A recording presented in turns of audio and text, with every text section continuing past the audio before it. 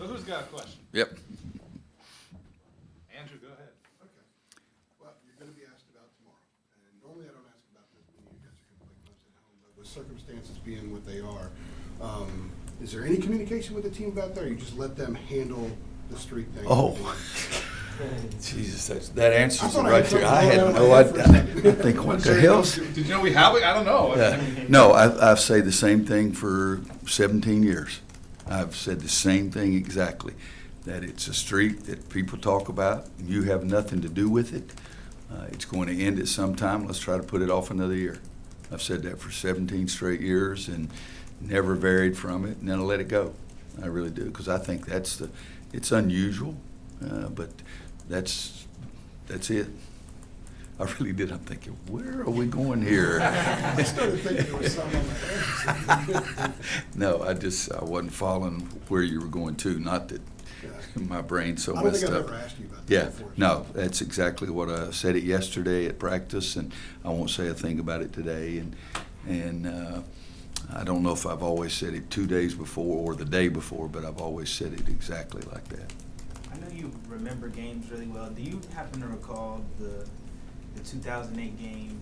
Danny Green had about 28, Tyler Hansbrough had 39 in Chapel Hill versus Clemson. They had Trevor Booker, Cliff Hammonds, and went into overtime. Is that the game we were down like 13 or We something? were down, Ty didn't play, Q played. Yeah, we were down about 13 or something. Tyler Yeah, Hansbrough Tyler. dove at the middle of this 10-second line and knocked the ball loose when we got it. Yeah, I remember some things about it. I think we played 3 games that year against Clemson. Yeah, that's correct. Is that correct? And I think they could have won all 3 games. And fortunately, we won all. Fortunately for us, we won all 3. But I think that was really a good Clemson team, and we were really good. I mean, there's some trains thought in my mind that may have been as good a team as we've ever had. And but yeah, I remember that game. I remember that one specific play. It was a loose ball, and Tyler Hansbrough just laid out and got it, and we ended up scoring on the other end. And we were down. I think I'm right. We were down like 13 or 14 with less than 6 or 7 minutes to go in the game. 11 with 3, Yeah. 12 left. So do you? And it seems like maybe not. But do you remember what it took to, get that run and to come back in that particular game so quickly? Yeah, the same thing always. You got to get great shots on the offensive end and got to buckle down a little bit and play better defense than you had been playing. But I don't remember it that closely. But that team, we had a couple of 3 good comebacks with that team. And again, that was a big one against Clemson. But is that the year we beat them on the last second shot at Clemson? Or was that the year before? Overtime down there, Wayne Yeah. hit the 3 at the Yeah. buzzer. Yeah, so we've had some great games with them over the years, but that one specifically, I remember that play and a few things, but not much. How was practice yesterday? How did the guys sort of respond from? We just shot and did a few sort of dummy offensive things, but it's. I got to wait until I walk out on the court to see who's going to practice, and so it's a little bit of that. I mean, it wasn't a big deal, but even the day before the Pitt game, we didn't even know if Jeremiah was going to play. I didn't know if Jeremiah was going to be able to play until that morning, and I walked out on the court during warm-ups to see if it was still okay, because it's one of those years. There are a lot of them coming, but the night before I didn't know if Jeremiah was going to be able to play against Pitt. And so I wait now. I've got to the point that I wait till I get out there and I look around and, Doug gives me the injury report every day. And, I mean, we even came back from Christmas at 5 days. And we have, counting our walk-ons, we count everybody, we have 18 guys. I had 10 guys on the injured list, the day after 5 days off. So we wait till we see who we have out there. How do you think the morale of the team right now?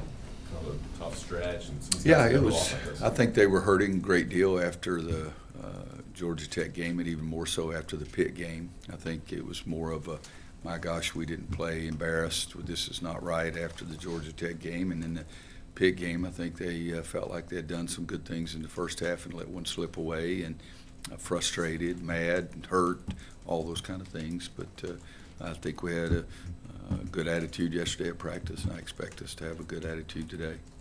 Well, you made a comment about after after the least gifted comment, you kind of said you have to bring your A game when you're in that situation every time out if you're going to have a chance. Did that message sink into them, do you think, at this point?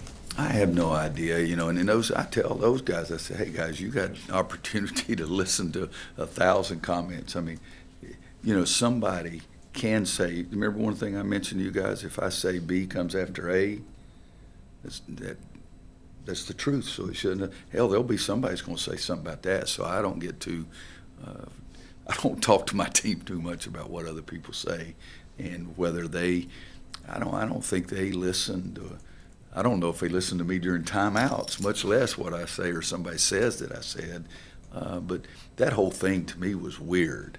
I mean, it really was. It was the most unusually weird thing I think that goes back to people getting upset because I wore a sticker. When the time before I'd waved Carolina blue pom-pom when I was coaching at Kansas, and it wasn't a big deal. So this was not at that level. I'm not saying that, but that was just weird. So I don't know. I guess about the A games, that message to them that you're trying to really drive home that it's. I did. Again, I don't know if they even heard that. What I tell. I meant when you talk to the team, I guess. Oh, not the okay. radio comments Okay. per se. Yeah. Okay. Because I tell them all the time, guys, we got to play well. We got to play well. And Steve brought this up. I had too. We've had some teams that won games that we didn't play very well. Well, we haven't done that so far this year. And so I tell them, you got to play well. And that's the message. I don't say A game, B, C, or anything like that. We got to play well. And don't use excuses. I mean, I played in a golf tournament this summer, and I wanted to play great. And too much information for you. We lost 4-5, won 5-4, lost 4-5, lost 4-5. So we're one shot away from in every match, but we lost 4 out of the 5. Well, you know why? We didn't play well. It's pretty damn easy to figure out. So that's what usually happens in basketball, that if you're this team, if you play well, you've got a much better chance of winning. When I had Ty and Wayne, Danny and Sean and Kendall and Harrison and John, those guys, we were very gifted, which I've used that word forever, but we were very gifted, and sometimes we won games when we didn't play well. I remember going in the locker room one night, and I am so mad, and Joe Holliday's right behind. Now, remember, we won, and it's a conference game. So it's your level of belief in your team and their level of capability. And, if you've got 4 or 5 guys who are going to be number 1 draft choices sometime, you can not play well and still win. And I've told this team we need to play well. I didn't say we don't have this or we don't have that. I've tried to stress to them, let's play well on game day. Let's play well on game day. Coach, I don't know, does that answer it any better? Yeah. Because I don't ever use. I didn't ask it clearly. Yeah, I'm sorry. I don't ever use A game. No, I have to A game, B game. I used to have an A game in golf. Now I got a D game. Coach, out of all your seasons in Carolina, or all your time in Carolina, you've had a lot of successful seasons. This year, kind of with all the injuries, and as you mentioned, the talent on the roster presents a different challenge. Guys, come on now. I don't say talent. I just say gifted. Well, in terms of like That's McDonald's All-Americans and whatnot. Okay, go ahead. As a coach, have you learned anything about yourself and about coaching that maybe Learn some things I don't want to learn. I mean, I had a coach tell me this will make you a better coach. I am 69 years old. I've coached 32 years. You think I give a blankety blank about? I want to win. I want to become a better coach by coaching every team and getting them closest to their potential as I possibly can. And the guy that told me that's a guy I have a tremendous amount of respect for. But it is, and what you say when you do that is it makes you look into things. Guys, I've do that my whole life. Every game, we beat somebody by 30. And I'm talking about our national championship teams, this year's team. We hadn't beat anybody by 30 this year's team. We beat anybody by 30. I go home, I study that stat sheet like I'm an idiot. I will grade that tape like I'm a freaking idiot. There's only so, the difference in Roy Williams now, the biggest difference, and winning, what did we win, 15 out of 16 down the stretch last year? I've never been one to sleep. I'm not sleeping at all now. That's the only difference. I'm serious. I can tell you right now, when at that game, I can tell you everybody's stat line across through there, what the other team did. I grade every tape, stay up every night, and the only thing is, when you're winning, it's easier to finally go to sleep. But normal night for me is 4.5 to 5 hours, and now it's nowhere close to that. You just like turning in bed or just staying up looking at stats? Getting so This detailed now. this press conference is really Hell, you know the score. Here we This press conference has gone from a. Is this rated? Oh, Jesus Christ! Yeah. Oh, and yeah, and I take 2 sleeping pills a night instead. But guys, that's where I've been. It's just a lot worse. Okay, but no, usually, well, after a loss, I don't sleep at all. I mean, go to bed and it doesn't work, so I get up and read the stat sheet for 100th time, read, look at the scouting report again to see if I left something out, plan to practice for the next day and the next day and the next day. I mean, I'm a little weird. It's just the bottom line, but sometimes I might be able to go to sleep quickly and then I wake up and then I'm done, so I might as well just get up. And I've been known to go out in the middle of the night and go for a walk, midnight, 2 o'clock, 3 o'clock, 4 o'clock. It doesn't make any difference. I've been known to do that. I've been known to get up and get the iPad out, and I can't do anything on the iPad except one thing. I can plug in and get the craps game, so I shoot craps in the middle of the night. So come on, that's about all. Like I say, this press conference has gone south quickly. So, but no, Coach Smith told me the night before I left, said my biggest worry about you, and I've told some of you guys, been around here long enough to hear this, is that he said my biggest worry about you is how hard you take the losses as an assistant, and it's a lot worse as a head coach. And he's right again. It's a lot worse. Go ahead. Go ahead, Jeff. Given just kind of the climate now and coaches' salaries and that kind of thing, do you think in today's day and age there would be an opportunity to be another Roy Williams, meaning an assistant take a high, a blue blood job as a head coach? Geez. Well, Matt Daugherty went as an assistant from me to the head coaching job at Notre Dame.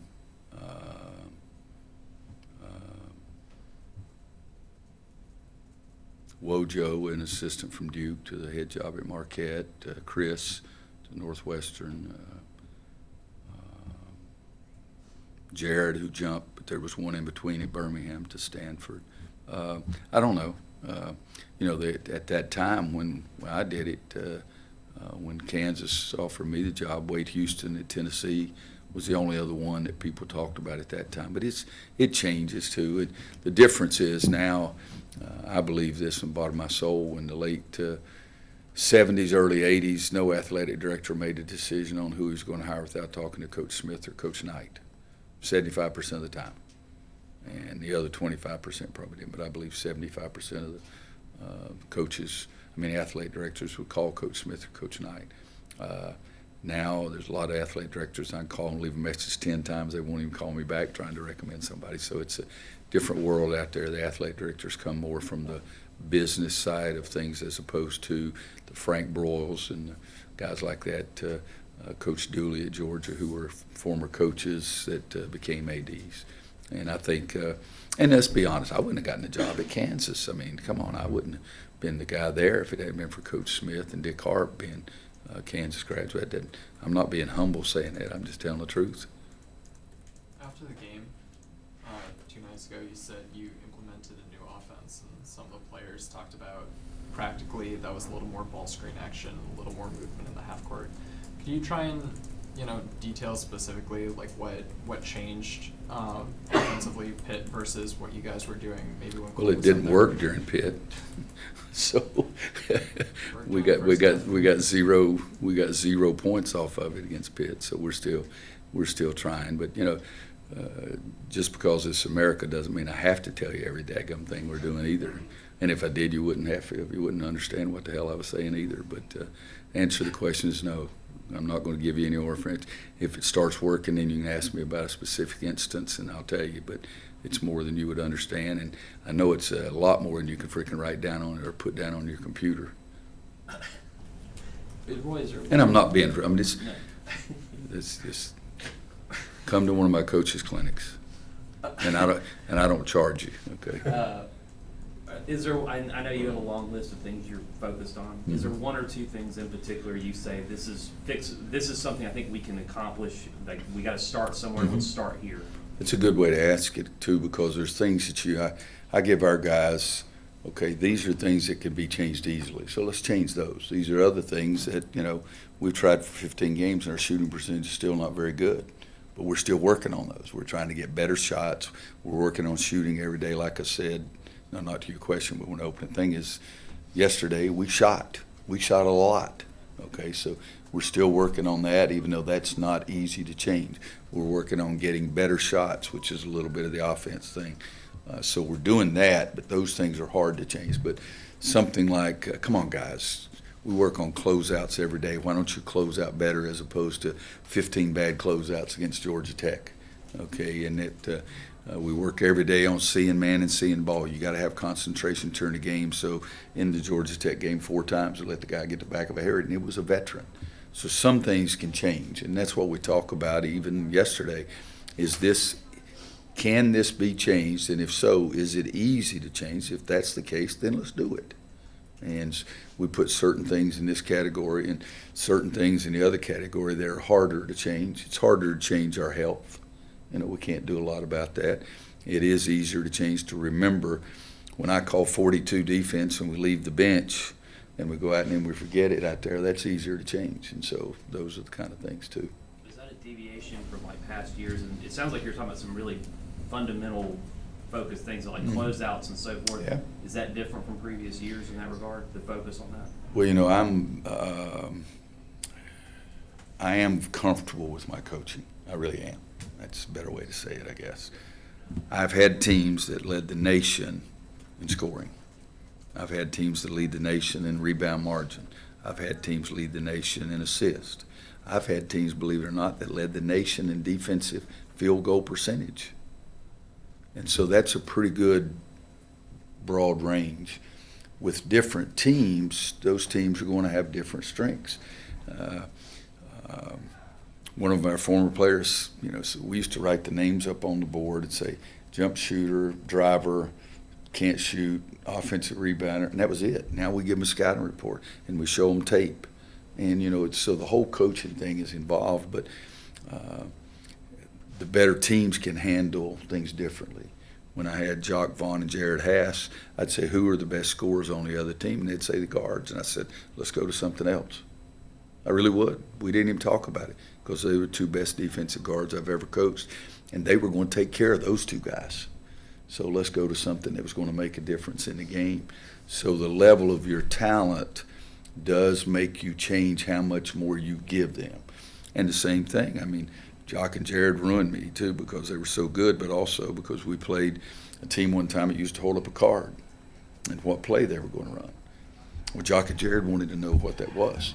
And it was really a good team, and they took them out of everything. Everything. And so we started paying more attention to scouting reports. And, a couple of years later, we played the same kind of situation. And they hold it up and beat 23, and they ran beat 23 and scored. So the personnel that you have, the talent you have, makes you do more things or less things. And I've had guys that say, Coach, is he a driver or a shooter? They didn't care if it was left or right or whatever. So a little bit of that. But this team, you're always, as a coach, you're always searching to see if there's anything else that you can give them. And I think the only difference in the question about difference in making me a better coach is during those time periods, you've got to decide how much you're going to give your guys. What do they need, for example, and what do they want, and how effective it's going to be for them. I'll add one thing to the question about not necessarily making me a better coach. I used that from somebody else. But when you're winning and when you're really good, you're also silly if you don't keep looking. And some of our great teams, the night before the Michigan State game for the national championship, we had beaten them easily before. I was worried to death, because there were still things I wanted to make sure that you don't want to leave any stone unturned. And I think that's one thing with the question again about this year being different is that when you pick whichever team you want, I tried to make sure I didn't leave any stone unturned because I wanted to make sure that after the game I could feel, okay, you did what you needed to do. Now I worry more about did I leave or was there anything that I don't even realize that I may have missed. But every one of my players will tell you I've mellowed. That's just because they say I ran them harder than I did these guys now. And there's some truth to that. I used to try to coach out of fear. They better be afraid I was going to kill them the next day at practice. And I wasn't real comfortable with that. And as I matured, I just wanted to try to convince them to care as much as I cared and to convince them how important it was and convince them it was important and try to challenge them to get their level of care closer to mine. And so that wasn't killing anybody or anything, but that's changed over the years.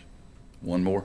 Is that what you were getting ready to say? Time for one more. Two more? Two quick ones. Go? Yeah. Ross and Andrew, go ahead. Okay. Is there an update on Cole Anthony? Anything else? No. Well, here's an update. He shot, I saw him shoot the ball yesterday. But that's it. I saw him shoot the ball yesterday, and then I said, all right, let's show me if you can make one. And he shot 4 in a row, missed all 4 of them. So I said, okay, you're not ready. But he was standing still and wasn't jump shooting or anything. When a team is struggling, do you notice a difference, maybe with confidence or kind of a here we go again mentality where maybe it dulls their instincts? And you were talking about defense and some of the way they reacted. Is that affected by maybe a mindset? Yeah, and your point there, it's critical, is that do you become more motivated, madder, hungrier, or do you lose more confidence? And it's a thin line there, because what you do, the old story, you can't, I got to make sure I use the right words. Thoroughbred you can push, the horse that's not a thoroughbred you can't beat on it. And it's a little bit with the team. More gifted, the more gifted you are and more successful you are, you can push that team more, I think, than you can a team that's hurting. And this team, any team that's hurting and has had some significant losses that bothered them, got some people really hurt, I think you coach them differently than you do Tyler Hansbrough. You still have to be honest. You're not playing very well. We got to change. You got to stop shooting the ball. Well, I'm going to say that to the great teams, but I still have to say that to the other teams as well, because you can't just say, "Oh, you're great." We're not great, kind of thing. But something even like changing the offense, it's just you're searching to try to find something that will help them in certain situations, and so that's what it is. Did you have one? Yeah, I was just going to ask you. You mentioned how each team has a different relative strength. Sometimes it's offensive rebounding or defense, whatever. Do you know what that is for this group yet? When do you expect that? Is there a timetable for when you hope to sort of know that? Yeah, you'd like to know it early, so you could plan things around and try to make what your strengths are the most important factor in the game, and try to make what your weaknesses are something that's not the most important thing in the game. And I think that's something that over the years I've enjoyed more about coaching, that, all right, we're really good at this, so let's make that as important as we can. And, we struggle over here, so let's cover that up a little bit. This team,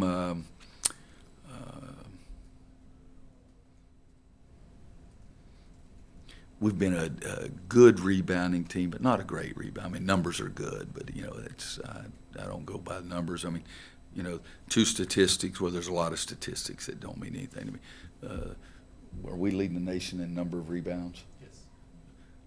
Why should I be happy about that? That means we're missing more shots, and we play at a faster pace. That's the reason I go by rebound margin so much more there. Assist, a lot of times we'd probably led the ACC in assist a huge majority of the time, and there's 15 teams, but I bet we've been way up there a lot because we play at a faster pace. But the rebounding with this team has been something that has been good but not great, and every other area we still got to get a heck of a lot better. Thanks, guys. Thank you.